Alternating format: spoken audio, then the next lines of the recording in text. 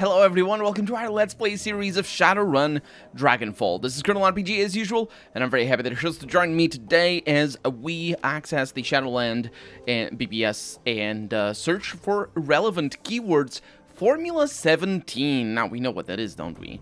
This is Tolstoy. So we've all seen this one floating about the tricks. This is the serious stuff. It's got heavy-duty corp written all over it. Not a lot of players could be behind something like this. Aris or SK, or maybe one of the big pharma corps, say Sharing or AGC? Of course, you can never totally discount Azzies either, says Ruby. And the Smiling Bandit says, Tolstoy, my esteemed colleague, this is indeed a recipe for some top-shelf Drek.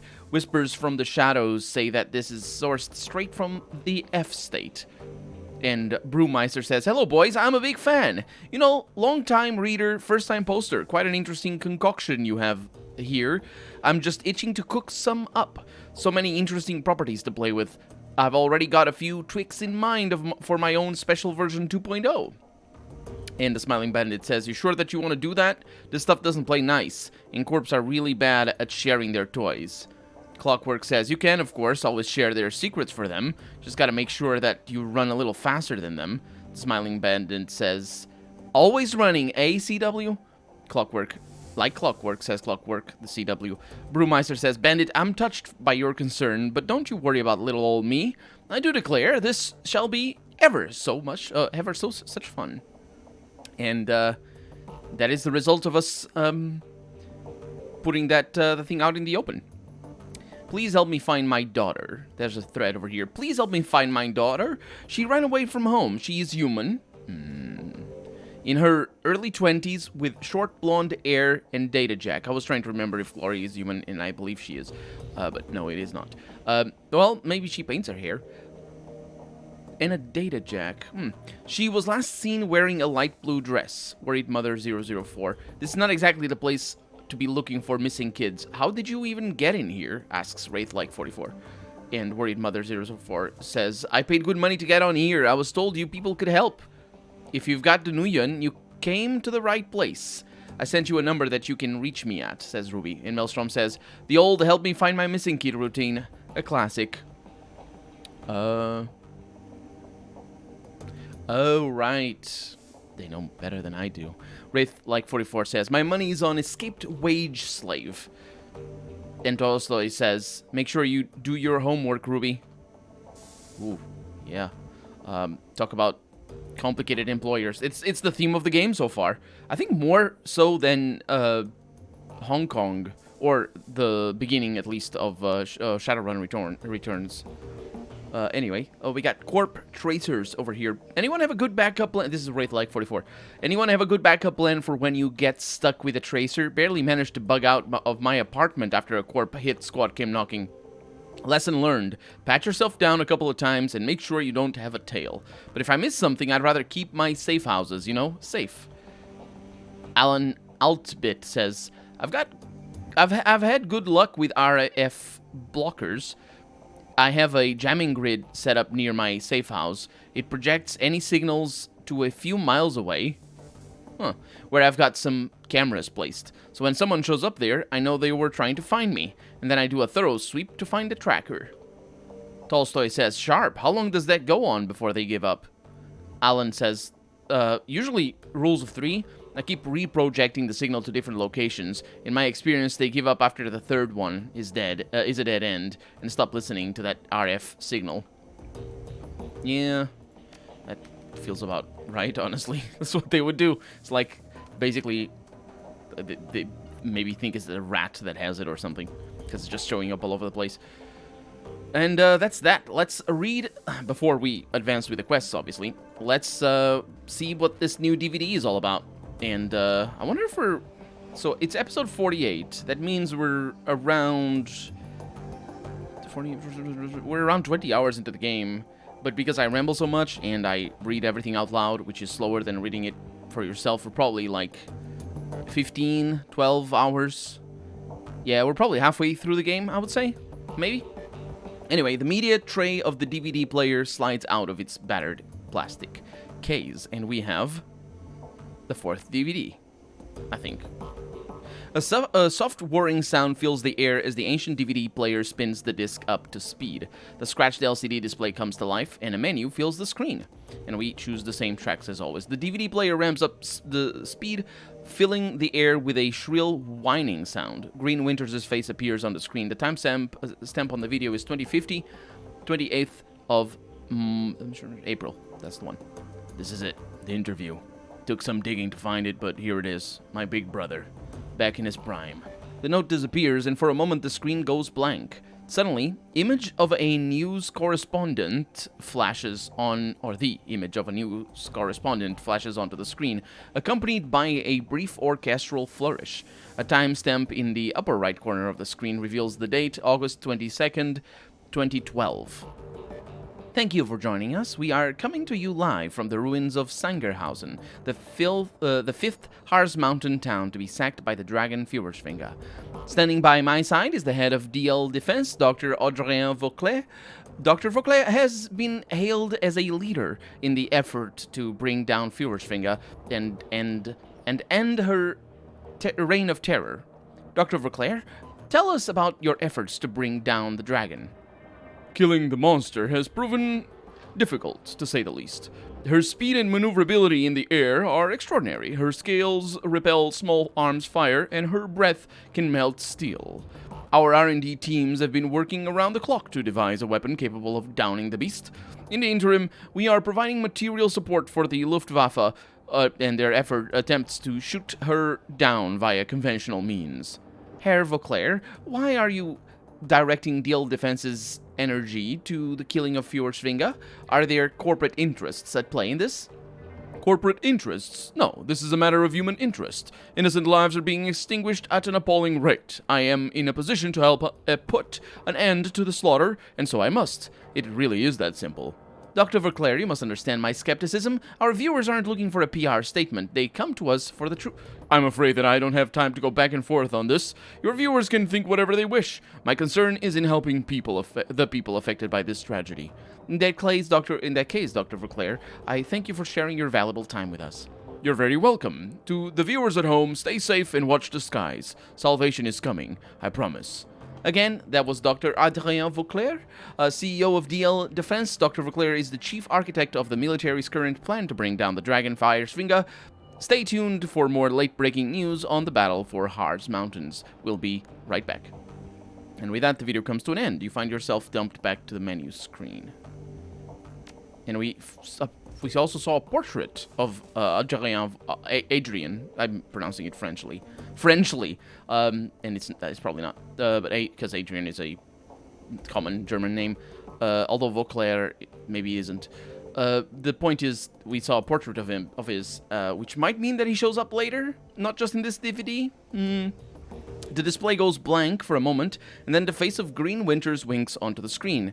There is a look of astonishment on his face. The timestamp on the video reads 2054, 17th of November. Holy shit.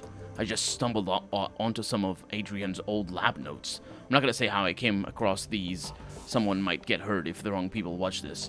But I've checked them against some of Adrian's old handwriting samples, and they're legitimate. Holy shit, this is big. Alright, okay, back up. Slow down. Breathe. Okay, so these notes pretty much confirm something that I'd always suspected. The Luftwaffe didn't shoot down Führerschwinge. I mean, they tried. They pumped thousands of rounds into the air around her, and they lobbed rockets at her for months. Lost a lot of attack helicopters and firecraft in the process. Or fightercraft, whatever. But none of those things were responsible for taking her down.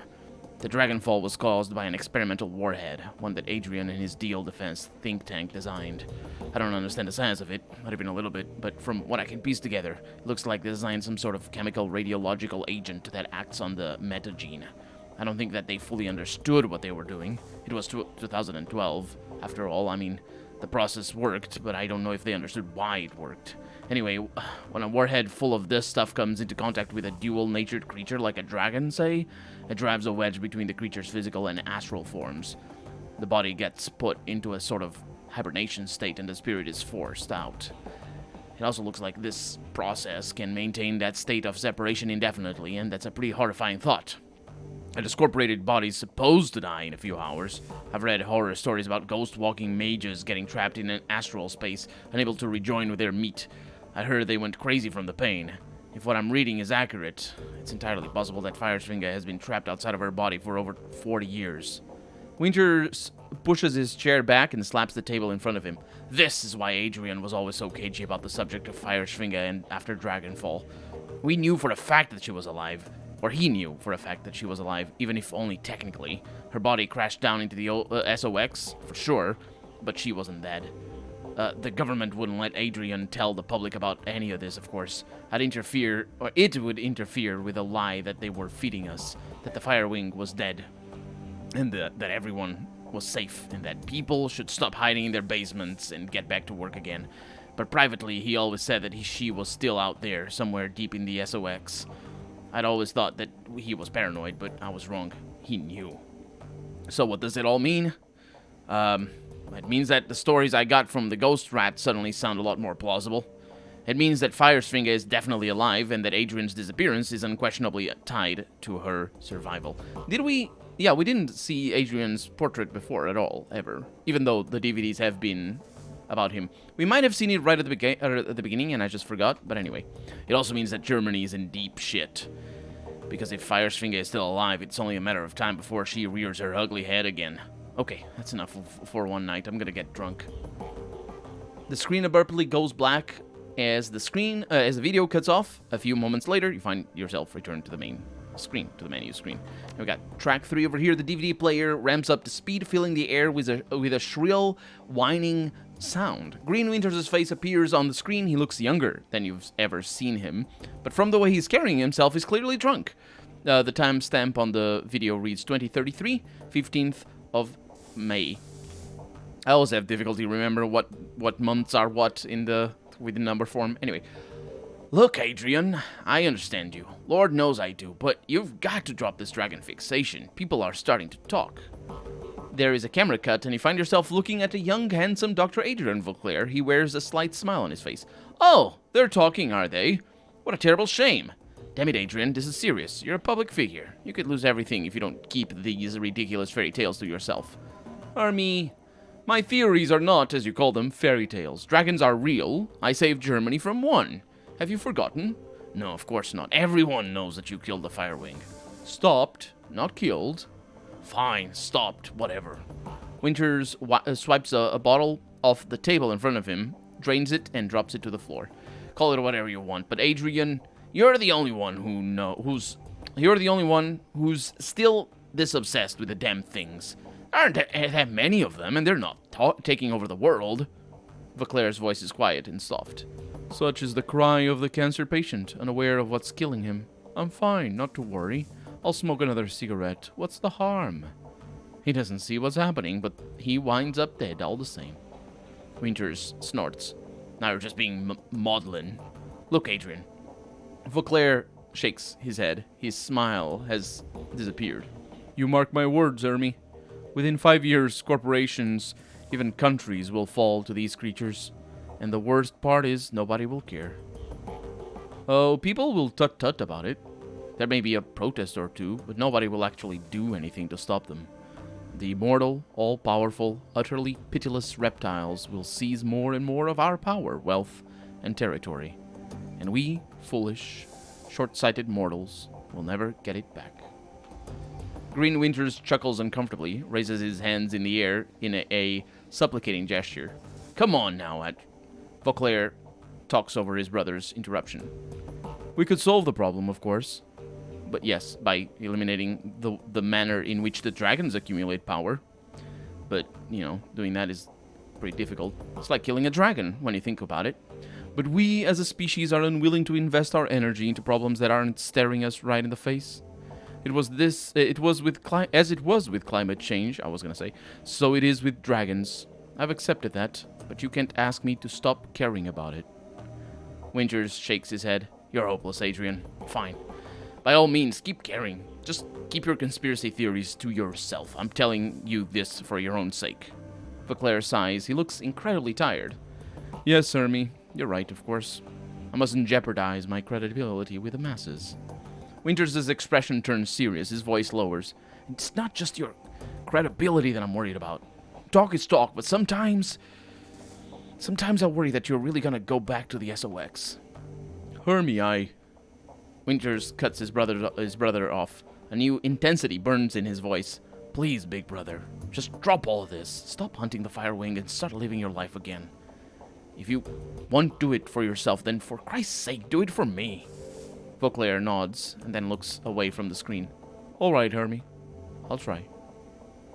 The image cuts to static, and then you find yourself back at the menu screen. A rattling sound on track 4 fills the air as the disc grinds in its tray. A few seconds later, the screen fills with text. User Jolly Green Winters, with a Z at the end. Last active on 2054. That'll be the 15th of January. Sex, M. Metatype, human. Ethnicity, Caucasian. Body type, muscular. Age, 50. It's the age of 50. Look. Interesting. Did we know that? I thought he was younger. I mean, he couldn't be that much younger since he was drunk in 2033. Anyway, looking for... Oh, this is a, Sorry, I didn't read the title. Meet and Mates... Oh my god. That is an actual... That is a... sure. I mean, there's names... This is not necessarily uncommon for names to be like this straightforward. Meet and Mate Singles Dating Profile. That's what it is. Looking for F, H, E, and D. That would probably be for hetero... Is it? No, because there's a comma over there, so that would be... Yeah. I wonder... I don't... what is that? E? I don't know. Whatever. Athletic, 25 to 30. Red flags all over. I am a fun-loving guy who's also a great listener. I love hiking, clubbing, and all kinds of pets. I'm looking for a cute, funny, adventurous girl who's down to party. I don't respond to profiles without pics, as well you shouldn't. Although in the year 2050 something, it's the bots are gonna be everywhere. And in fact, there probably are sites where you well, there already are sites where you date bots, just to and not in the I don't know, a single name for a dating site apart from Tinder. Tinder is not even a site; it's an app. Anyway, the point is, bots are everywhere. But I mean, there's sites on purpose that you go to date bots. Anyway, I don't respond to profiles without pics. No orcs, no trolls. Sorry, ladies. Oh, yeah, red flags a bunch. The disc rattles again, and you find yourself sitting at the main menu. Well, that was unnecessary. Let's step away from the DVD, and let's see what Paul has to say to us. As you step forward, the rest of your team falls silent. Amzel shifts his attention to you. You can see the worry on his face. Edie, I have new information. I'm afraid that the news isn't good. So you said over the comm? Go on, we're listening. 2 years ago, a large shipment of highly lethal radioactive bioweapon disappeared en route to a storage facility in Dresden. The weapon was designated X-15. Have traced the path of the missing shipment. It was delivered to the Hafeld Manor. Well, that sounds horrible. It is, says Iger. I've heard of this stuff before. Back in the service, we called it Doom. I've never ran across it in the wild, but I've heard enough horror stories to know that I don't want to. The stories that you have heard are correct. This Doom is an extremely dangerous substance. He gestures to a technical document on his computer display. I've been reading up. To this day, the story of Doom remains a cautionary tale in biotech circles. Monoclonal antibody technology is strictly regulated now, and this substance is one of the reasons why. What does this stuff do, exactly? Asks Dietrich. Amzel clears his throat and reads aloud from the information on his screen. Doom kills by destroying a host's muscle tissue via radioactive decay. Each individual Doom antibody is bound to a radioactive bismuth-212 isotope. When introduced into a host, these antibodies bind to surface-level muscle tissue. The tissue is then killed with alpha radiation. This process repeats itself until the host wastes away and dies. Jesus. Iger nods grimly. I've heard that Doom was deployed in a couple of border skirmishes back in 41. After seeing what he did to people up close, the UCAS passed a unilateral ban on the stuff. If that doesn't tell you how bad it is. Nothing will. The UCAS... United... Confederate... I don't know what it is. I don't know what UCAS stands for. Actually, I'll look it up, because I think this is important. United Canadian and American States. That's what that is. So it's like in Fallout as well, where Canada and the United States are united, even though it's through annexation in that setting. And yeah, the commentary is that they will use anything. And if they're banning this sort of stuff, then you can't imagine how bad it is.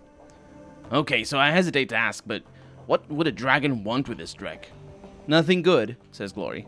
That much goes without saying. This development worries me, Itty. It worries me greatly. Well, if the dragon is stockpiling bioweapons, we've got an even bigger problem than we thought on our hands. There's a moment of silence, and then Dietrich speaks up. Well, in my book, this doesn't change anything. I mean, it ups the stakes if the Firewing's allowed to carry out her plans, whatever those might be.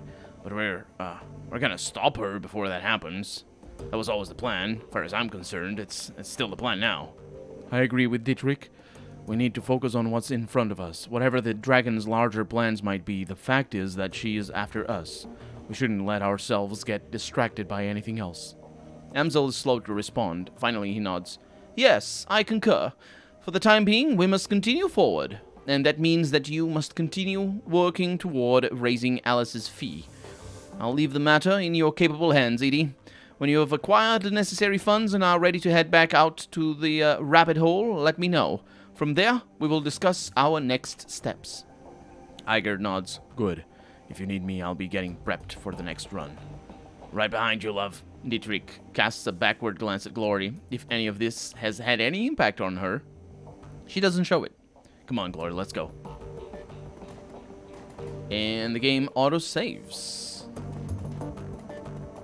Edie, greetings. Amsel peers at you through a battered old pair of wire-rimmed glasses, as per usual. And I can ask about the Cruise Bazaar, but I don't think... Yeah, there's no new... He never has any new information. So, Dietrich, what is up? What you need, boss? Any thoughts about that last run that you'd like to share? Hell of a thing, wasn't it? That run made me glad that I don't have to spend a lot of time in hospitals. I'll tell you that much. There wasn't a single aspect of that building that didn't make me feel uneasy. Anyway, that sick bastard of a rigger is dead, and we got paid. Feels like a win to me. Yeah, any updates on Alexander? Nothing new, boss. He's adjusting.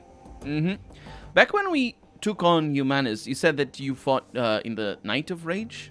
I'd like to hear more about that. He nods and then fishes in his jacket pocket for his flask. All right, boss. We can talk about it. So I already mentioned that Berlin's punks and anarchists joined forces to fight off the racists, right? And after a long, bloody fight, we beat them. What I didn't mention is how I figured into all of this. I'm an anarchist at heart, always have been. But at the time, I fit squarely into the punk camp. I was 32 at the time. Messerkampf was still touring. Oh, that's a name of a band with an exclamation mark at the end. I have no idea what it means in German, but it probably is a reference to anarchism or something. It's not a real band as far as I can tell, although I am not very much into the punk scene. Not as much as we did when we were kids, but yeah, we had a... Oh no, it's his band. I forgot. It's his band's name. Yeah. Not as much as we did when we were kids, but we had a following. I guess I was sort of an elder statesman for the scene. When we rallied to fight the racists, my followers came along for the ride. A bunch of young kids, all full of piss and vinegar and immortality of youth. I was full of that good old Dragon Slayer spirit, pissed off and itching for a fight, and so I led those kids into the fray. They waded into the riot right alongside me, yelling and screaming with their fists in the air. I don't remember a whole lot of the fight itself, boss, but I do remember the aftermath. A lot of the kids that followed me had grown up listening to my music.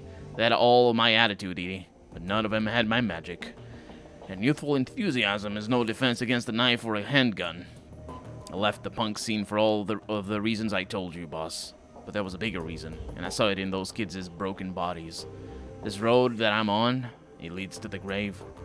I've got the power to make it a leisurely trip, but make no mistake, that is where I'm headed. Those kids tried to follow in my footsteps, and they wound up sprinting ahead of me instead. Better for me to stay out of the public eye and stick to the shadows. My stint as a role model was ill-advised. Have you put any thoughts into what I said earlier? Yeah, boss, I have. It's an interesting idea, but there are risks. I'm thinking that this might not be the best time to approach him about it. He's the source of my magic, remember? If our discussion turned into an argument, he could take all of that magic back in a heartbeat, and then where would we be? Well, from what you've told me about the Dragon Slayer, I don't think he'd like the way you're talking. Wait. This is the first. I thought I understood what this option was. I'm just reading it now. Since when was he ever encouraged you, or since when has? Wait. Oh, the way you're talking now. Right. Since when has he ever encouraged you to back down from a fight? Let's go with that. That's what I thought that line was. You've got a point there, boss. You wouldn't want me to back down ever, not even from him. Okay, so I'm gonna do this. I'll ask the Dragon Slayer about shifting priorities, I guess you'd say. Taking on some deserving organization and calling off the hunt for something more impressive than the Firewing. Of course, a fight like that would never really end. I'm never gonna bring down a corp or a poly club on my lonesome. Maybe that's not a bad thing. It'd take a lot of the guesswork out of life. I don't know, boss. If you have any thoughts about this, I'd love to hear him. Well, we have 3 options. You've already done some damage to humans. How about them? Could they be your new white whale after we're done with all this? And if you don't know the white whale, what that means, I clarify this because there was a time where I didn't understand what white whale, the expression, means. I've never read Moby Dick, but that's what it is. It's basically your goal. It's your sort of like arch nemesis, and it's not really, yeah, it's arch nemesis, but mixed with you're gonna kill them. That's a reference to Moby Dick. If you want big and bad, how about Satyr Group? They're the biggest corporation in the world, and they're led by an honest-to-God dragon. Well, I don't think that is gonna make sense in this setting or in this storyline. So I don't think that is the right option or a right option. Why tie yourself to a specific group? I say keep it fluid. Stomp anyone that threatens the flux. Isn't that what Berlin is all about? That's an interesting thing. Let's go with that. He cocks his head. Interesting. That's a different approach, but I like it. Hang on a second, I'll ask. Well, we're gonna have to see what happens in the next episode. For right now, I'm Colonel RPG, and this has been Shadowrun, Dragonfall, or Dragonfall Run Dragon. Yes, I really hope you've enjoyed it, and if you did, go ahead and leave a comment. Like the video if you want to see the next episode come out sooner rather than later. But above all, thank you so much for watching, and I hope I'll see you next episode. Bye-bye.